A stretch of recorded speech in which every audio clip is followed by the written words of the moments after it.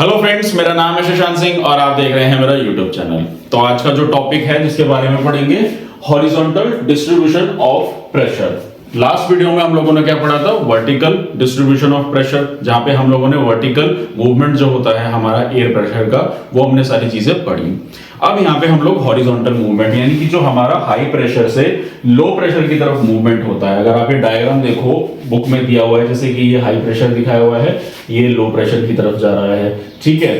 तो क्या होती है चीजें हाई प्रेशर लो प्रेशर में, किस तरीके से हम लोग इसको मेजर करते हैं, यहाँ पे इसके प्रेशर एरियाज को किस तरीके से, वो सारी चीजें पढ़ेंगे, ठीक है ना। अब जैसे मान लो कहीं पे गर्म हवाएं हैं तो वहां पे प्रेशर लो हो जाता है, कहीं पे ठंडी हवाएं हैं तो वहां पे प्रेशर जो है हाई रहेगा। अब कैसे होगा, क्या होगा? हवा का दबाव ज्यादा बना रहेगा, ठीक है। लास्ट वीडियो में जैसे हाई प्रेशर लो प्रेशर के, हम इसको हाई और लो क्यों कहते हैं, मैंने ये भी बताना था। देखो, लो का मतलब हो गया जब, सीधी सी बात है कि जहां पे गर्म हवाएं हैं, तो बेसिकली होता क्या है, देखो अब लो प्रेशर की तरफ क्या होगा कि जब गर्म हवाएं वहां पे बनेंगी, सनलाइट बनेगी, हीट प्रोड्यूस होगी, तो एयर मासेस जो है दूर दूर फैलेंगे। ऑब्वियसली बात है, जब एयर मासेस दूर दूर फैलेंगे तो वहां का जो एयर प्रेशर है वो ऑब्वियसली कम हो जाएगा। और हाई प्रेशर की बात करूं तो वहां पे क्या होगा, वहां पे पार्टिकल्स जो हैं, एयर मासेस जो होंगे वो एक साथ आपस में कंप्रेस्ड रहेंगे, आसपास रहेंगे।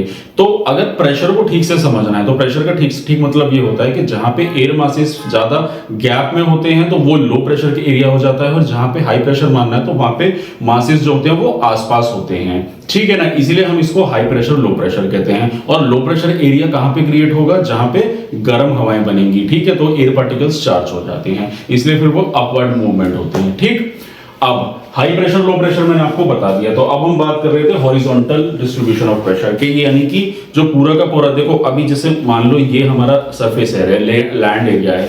अभी तक हमने एयर प्रेशर को समझा कि हमारा यहाँ पे एयर प्रेशर कैसा है, फिर हम जब वर्टिकली ऊपर चलते गए तो एयर प्रेशर कितना कम होता चला गया, ठीक है। तो यानी कि ये नीचे हमारा हाई प्रेशर था, फिर लो प्रेशर कैसे बना, ठीक। लेकिन यहाँ पे हाई प्रेशर लो प्रेशर का जो कॉन्सेप्ट है ना, वो हॉरिजॉन्टल वे में समझना जरूरी है, क्योंकि ये वाला जो कॉन्सेप्ट है ये तो ऊपर जाके एयर प्रेशर जो है बस कम हो गया है, लेकिन जो हम स्ट्रक्चर पढ़ रहे हैं पूरा, जो air low pressure high pressure का, जिससे आगे चल के रेनफॉल के बारे में हम पढ़ेंगे, उसको समझो। तो देखो अब ये जैसे मान लो ये एक छोटा सा इसमें मैप दिया हुआ है, इसमें दिखा रखा है कि कैसे high pressure low pressure create हो रखा है। इसमें बेसिकली क्या है, देखो इसमें ये आइसोबार्स हैं, ये जो लाइन है इनको आइसोबार बोलते हैं, ठीक। तो पहले पढ़ लेता हूं थोड़ा, फिर शुरू करेंगे। So small differences in pressure are highly significant in terms of the wind direction and velocity.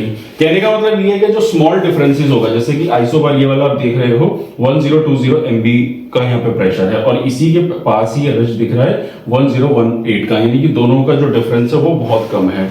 उसका ये कहना है बुक में, in pressure are highly significant in terms of the wind and direction and velocity. ये जो कम variation देखने को मिलता है प्रेशर में, यही एक रोल प्ले करेंगे हमारी वेलोसिटी और डायरेक्शन को पूरा बदलने में, चेंज करने में। इसी से ही वेरिएशन होता है। कैसे? अब उसको समझो। देखो होता क्या है कि अगर मान लो इसको ऐसे समझो कि एक तरह से जैसे सीढ़ियों को समझो, स्टेप्स होती हैं। एक सीढ़ी है, अगर मान लो ये ग्राउंड फ्लोर है और ये हाइट है। अब आपको यहां से ऊपर पहुंचना है, ऐसा तो नहीं कि आप सीधा पहुंच जाओगे, ऑब्वियस सी बात है, आपको यहां जाने के लिए सीढ़ी लगेगी, एक एक स्टेप चढ़ के आप ऊपर तक पहुंच पाओगे, ठीक है ना। यानी कि वन बाय स्टेप। ठीक उसी तरीके से जैसे ये कि 1018 MB, तो ये स्टेप बाय स्टेप जैसे हाई प्रेशर लो प्रेशर में बदलाव आएगा, वो स्टेप बाय स्टेप चीजों में विंड डायरेक्शंस में मूवमेंट लाएगा। हाई प्रेशर से लो प्रेशर की तरफ जो मूवमेंट होता है हवाओं का, डायरेक्शन का, स्पीड का, वो सारा इन्हीं कम वजह से ही होगा। अब ऐसा तो नहीं अगर मान लो जैसे कि 1020 या 1014 है तो यहाँ डायरेक्टली पहुंच जाएगा। इन छोटी छोटी ही आइसोबार्स की हेल्प के थ्रू ही हाई प्रेशर से लो प्रेशर की तरफ मूव करेंगी विंड्स। तो इसीलिए वो यही कहना चाह रहा है कि जो कम रेंज के हैं, यानी कि small difference in pressure are highly significant, इसीलिए बहुत ही ज्यादा सिग्निफिकेंट होते हैं, ठीक। आगे बढ़ते हैं। उसके बाद हम पढ़ेंगे एचडीपी। एचडीपी यानी कि हॉरिजॉन्टल डिस्ट्रीब्यूशन, मैंने शॉर्ट फॉर्म में लिख दिया है। Is studied by drawing isobar at constant level. Isobar are lines connecting placing having equal pressure.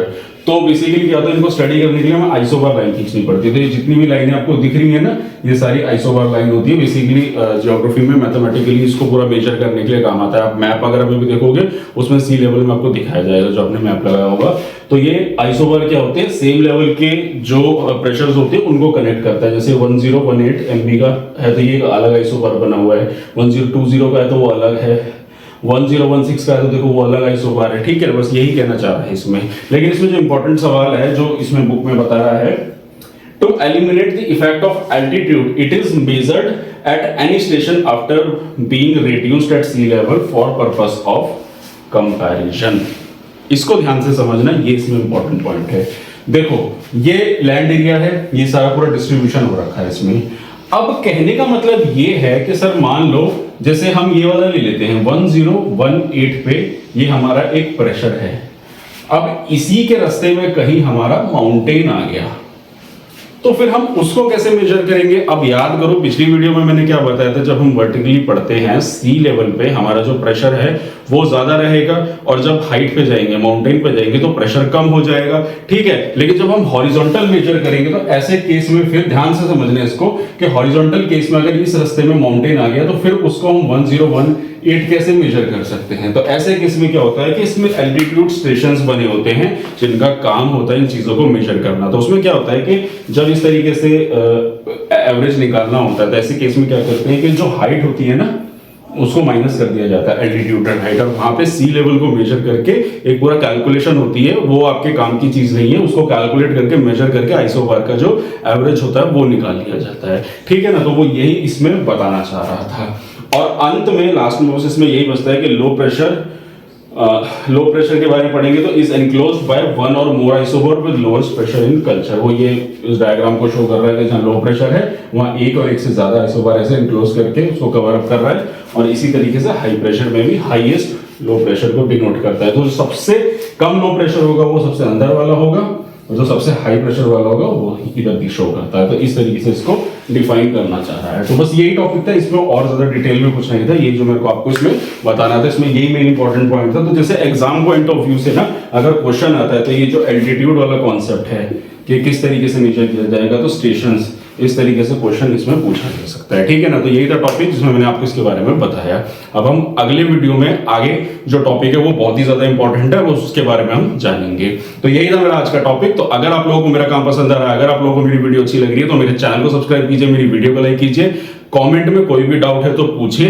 तो आज के लिए इतना ही, मिलते हैं नेक्स्ट वीडियो में। Thank you very much.